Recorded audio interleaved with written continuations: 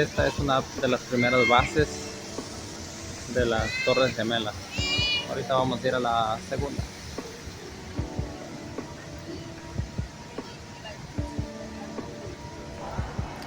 Fue una experiencia inolvidable visitar donde estuvieron las Torres Gemelas y donde sucedió todo lo que sucedió, que nadie lo quiere recordar porque fue muy doloroso. El caminante Gemelas 3, dejándoles este video desde Nueva York.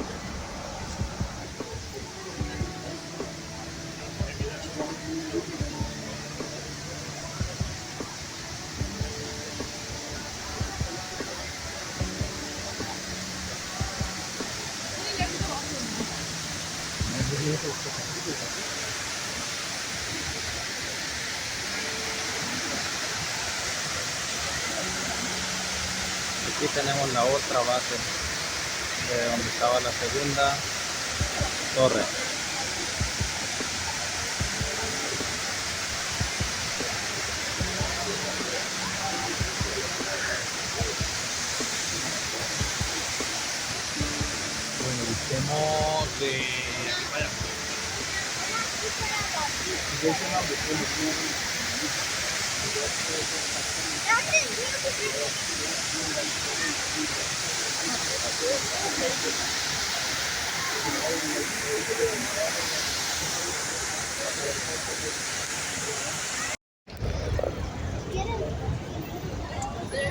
Estamos en el downtown de Nueva York, o sea, en el Times Square.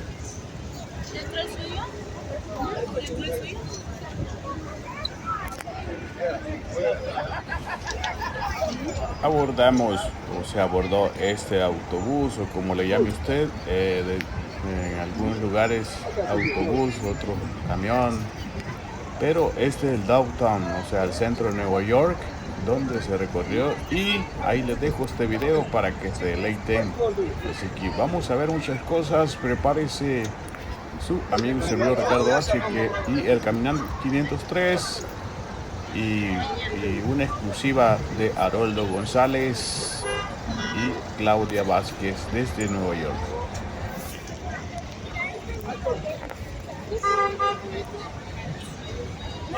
Se cambió. No, es que esta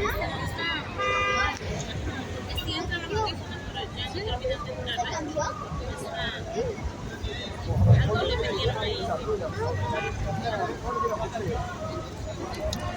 Este video fue filmado por la noche, obviamente, si ven el tráfico y todo eso, pero este lugar es muy bonito, pues el hecho que tiene muchos recuerdos dolorosos y muchos recuerdos alegres. Aquí está la Gran Manzana de Nueva York, las Torres Gemelas y más, así que disfruten el video y digamos, ahí va la guía turística, la que va explicando algunas cosas, así que disfruten, abróchense los cinturones, que esto es Nueva York y el caminante 503 y más. Suscríbase ya.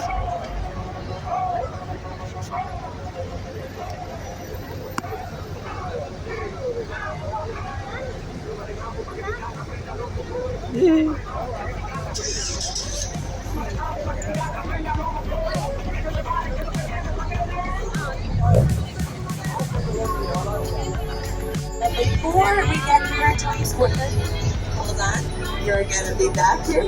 Okay, so before we talk too much about Times Square, I need you guys to repeat after me, okay? I hereby state Oh yeah, yes.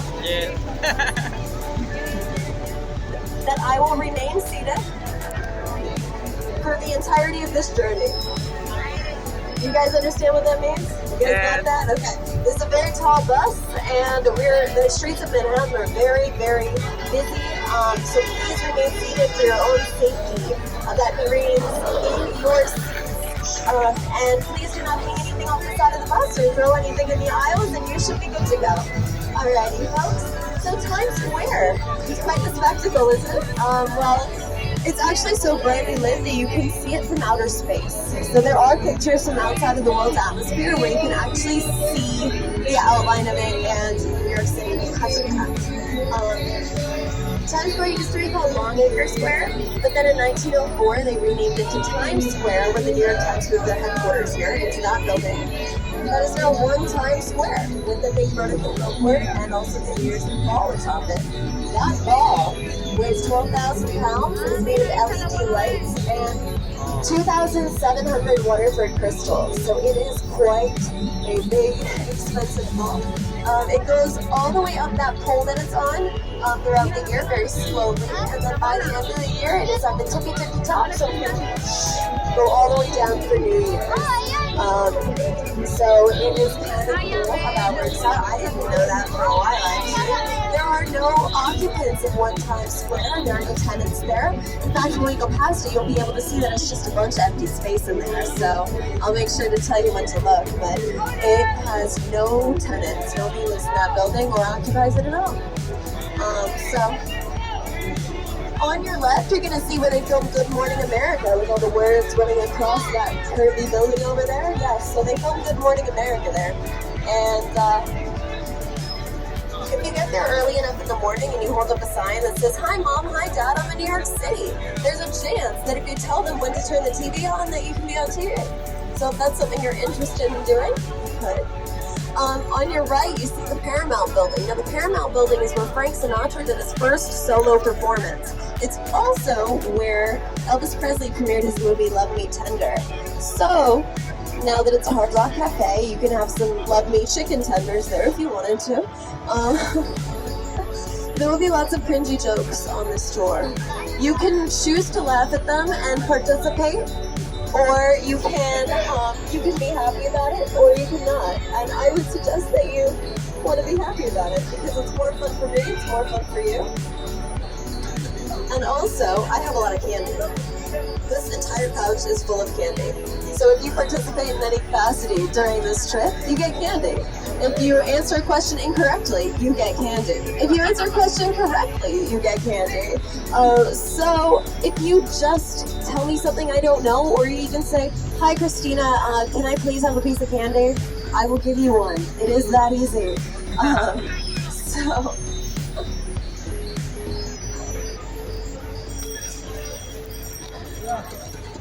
some of you are able to see that there's just scaffolding and empty space for one Times Square. If you just look up, that's what it looks like. It's kind of half of the building in a sense. Kind of cool though. If you want to get your New Year's Eve wish printed on a piece of confetti and catapulted into Times Square on New Year's, you can do that. So you can submit it online and they'll print it on a piece into the 3,000 pounds of confetti that they catapulted to Times Square every New Year's. So a stranger might be able to read your New Year's wish. I think it's kind of cool if you wanted to do something like that. Spread the joy out to the world. You know. So this journey, I like to call it a journey because it's more fun that way. This journey together will last us about an hour and a half to an hour and 45 minutes. There are no stops on this trip. It is a full loop. And we'll be headed down we're going to cross the Manhattan Bridge, go do a tiny little loop around Brooklyn, and then we will come right back across the Manhattan Bridge and come back to Midtown. So that is our route for today. In Times Square, you'll notice a lot of street performers, and in the surrounding areas.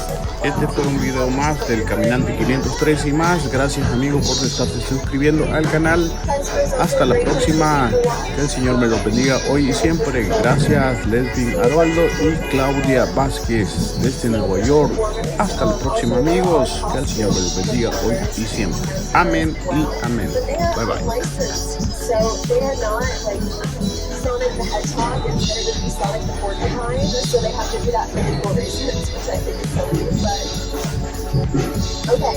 On your right you see the Knickerbocker Hotel. Now the Knickerbocker Hotel was built by John Jacob Astor IV, who later died on the Titanic. Oh, no. So it is said to be the home of the martini. Now, a lot of places say that they're the home of the martini, so I'm not sure about that one 100%. But if it is true, then it would be a little bit ironic because John Jacob Astor died on the Titanic, and you know the martini doesn't have ice in it. Yeah. So, Knickerbocker is just the name for the pants that the Dutch settlers wore, and it quickly became a symbol for all things New York.